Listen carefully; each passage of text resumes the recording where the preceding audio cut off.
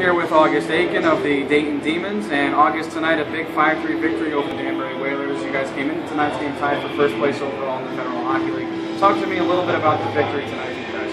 Yeah, we knew it was a big game. We knew it was for first place, and we got a great team over there. We knew we had to work hard and compete like they do, and fortunately we got the lucky bounces and we were able to come and win. Now, your first line on this team of yourself and Ahmed Mahfouz and Dustin Skinner usually is on that first line with you guys. You guys have been tearing up the Federal Hockey League for a little bit, for a while now.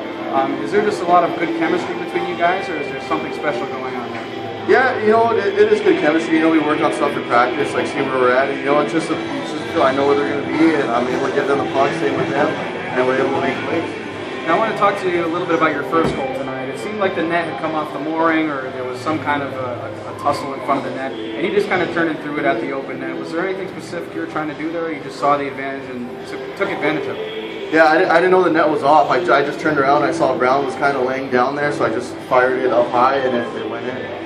Now, one last question, kind of change the topic a little bit. You guys played a special game last night down in North Carolina, and just talk to me a little bit about the experience you had last night. Oh, it was great. The crowd was great. I think there was like 2,500 fans, and they were loud. It was exciting. I had a blast. It was a good time. Good weather. It was awesome.